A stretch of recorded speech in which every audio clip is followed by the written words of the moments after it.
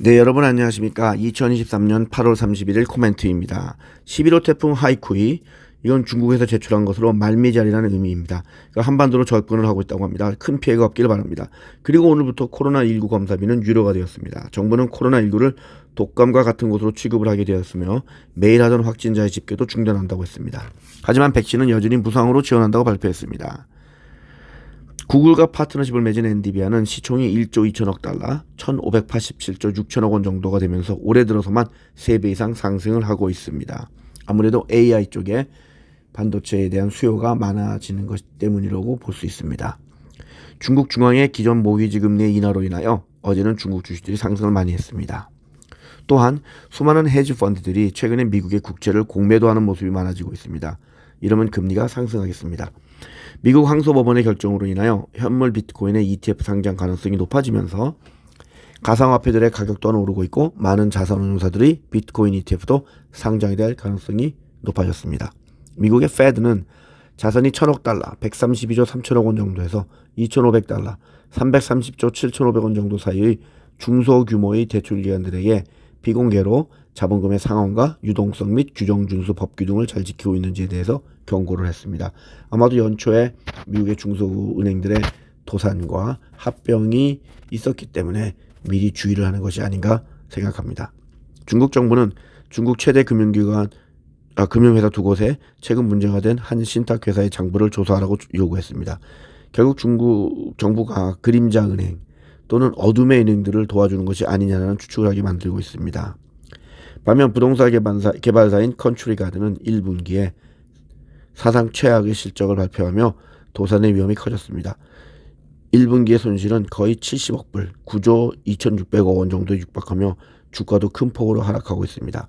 오늘 오전 현재 홍콩에 상장된 주가는 3.3% 하락하고 있고 올해 들어서 67.29% 하락하고 있고 작년엔 62.23%가 하락했습니다. 태국은 신임 총리가 관광 수입을 증대하기 위하여 중국과 인도의 여행객들에게도 기존의 비자 규정을 완화하고 비자 면제 국가를 확대하기로 했으며 국적에 따라서 15일에서 30일까지 장기 체류를 허용할 것이라고 발표했습니다.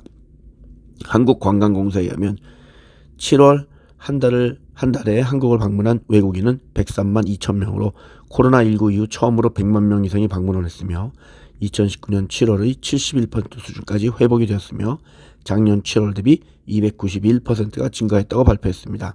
가장 많이 온 국가는 중국으로 22만 5천 명이 들어와 있으며 다음은 일본으로 21만 4,680명이 왔고 3위는 미국으로 10만 4,823명이 왔고 4위는 대만으로 13만 5,666명이 왔습니다.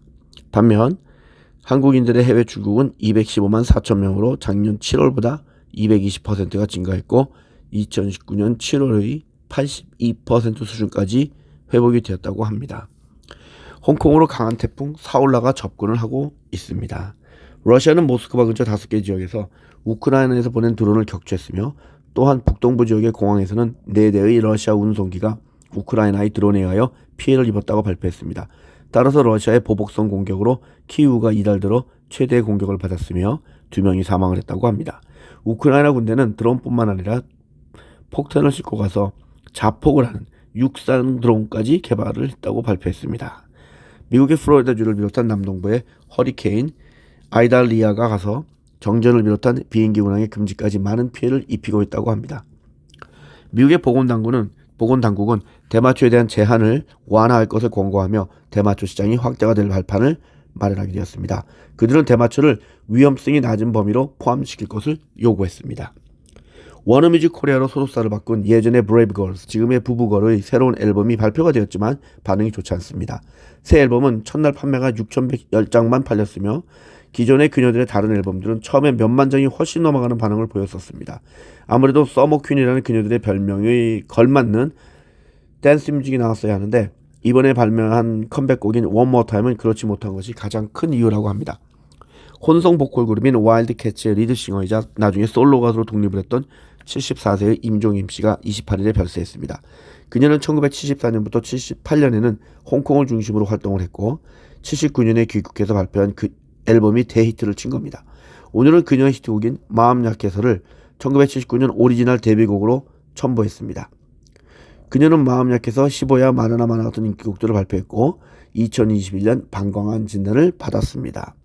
하지만 여기 네이버에는 노래를 제가 첨부할 수가 없기 때문에 카카오톡이라든지 여기만 올렸습니다. 오늘도 즐거운 목요일이 되시길 바라며 내일 또 연락드리겠습니다. 감사합니다.